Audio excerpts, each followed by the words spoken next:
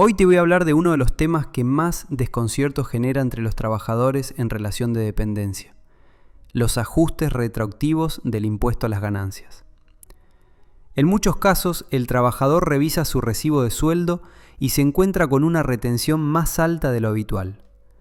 A veces figura como ajuste, otras como regularización y otras directamente como retroactivo de ganancias. Esto suele generar sorpresa, incomodidad y una sensación de injusticia difícil de explicar. Para entender por qué ocurre, hay que partir de una idea central. El impuesto a las ganancias es un impuesto anual, pero se cobra mes a mes.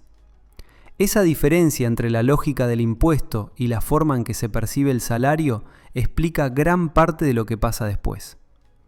Pero antes de continuar, si al final de este podcast crees que te fue de utilidad, por favor no te olvides de suscribirte, activar la campanita, darle like, comentar y compartir. Ahora sí, seguimos. Cuando se habla de ajuste retroactivo, no se está hablando de un impuesto nuevo ni de una penalidad. Un ajuste retroactivo es simplemente una corrección del impuesto correspondiente a meses anteriores. Durante el año, el empleador va estimando cuánto va a ganar el trabajador y cuánto impuesto corresponde retener. Esa estimación se hace con la información disponible en cada momento. Cuando alguno de esos datos cambia, el cálculo anterior deja de ser válido y necesita ser corregido. Esa corrección es lo que aparece como retroactivo. Para entender por qué el impuesto se corrige hacia atrás, hay que recordar que Ganancias no analiza cada mes de manera independiente. El impuesto mira el año completo. Si una persona cobra menos al inicio del año y más hacia el final, el cálculo no se hace como si fueran situaciones separadas. Se toma el total anual. Por eso, cuando cambia el salario, cambian las deducciones o cambia la normativa, todo el cálculo previo puede quedar desactualizado y debe ajustarse. Ahora bien, en la práctica, los ajustes retroactivos suelen aparecer siempre por los mismos motivos. El primero y más frecuente tiene que ver con los cambios salariales durante el año.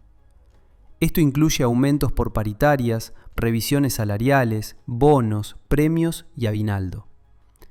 Un caso típico es el de una persona que comienza el año sin pagar ganancias y a mitad del año recibe aumentos que la colocan dentro del impuesto.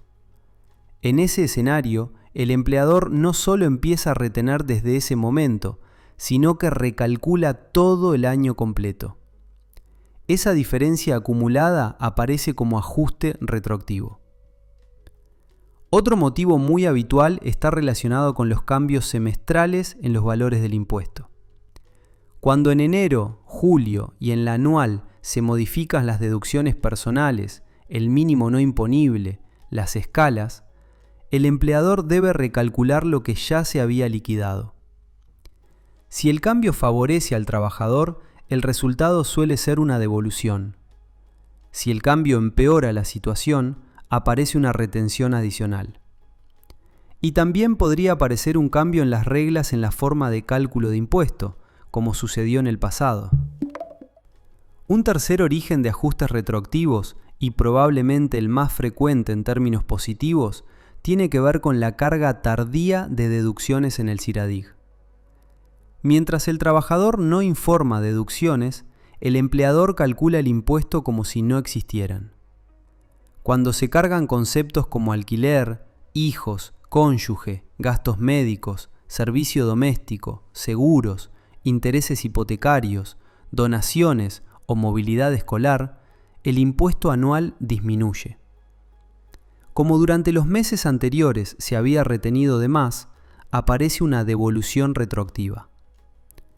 A lo largo del año hay momentos en los que estos ajustes suelen concentrarse con mayor frecuencia. Durante el primer semestre, las retenciones se realizan en base a proyecciones con información parcial.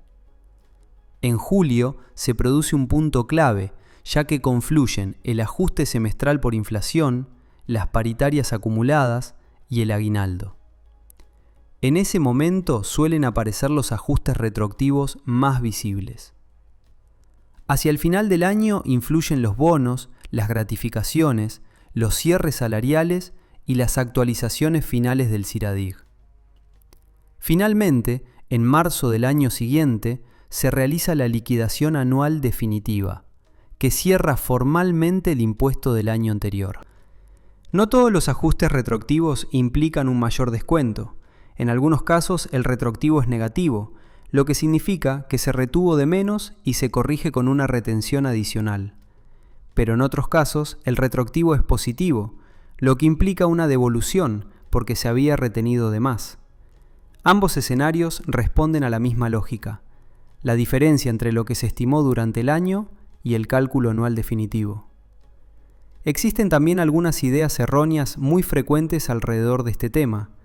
Una de ellas es pensar que el empleador está cobrando mal. En la mayoría de los casos, el empleador simplemente aplica la normativa vigente y responde ante ARCA si se equivoca. Pero ojo, no está de más que revises tu recibo de sueldo y pidas un detalle de la composición de la retención si algo no te cierra. Otra idea común es creer que se trata de un impuesto nuevo.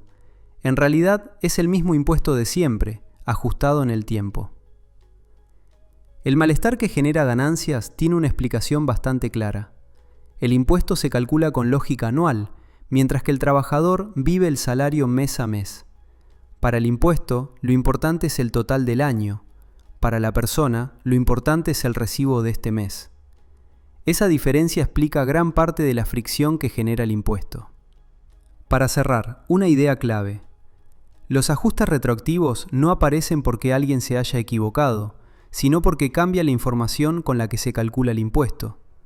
Entender esta lógica permite anticipar los ajustes, interpretarlos correctamente y reducir la sorpresa cuando aparecen en el recibo de sueldo.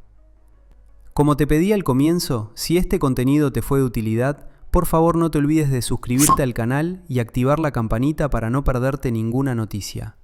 Dale like, comenta y compartí el video a quien creas que le puede servir. Estamos en contacto.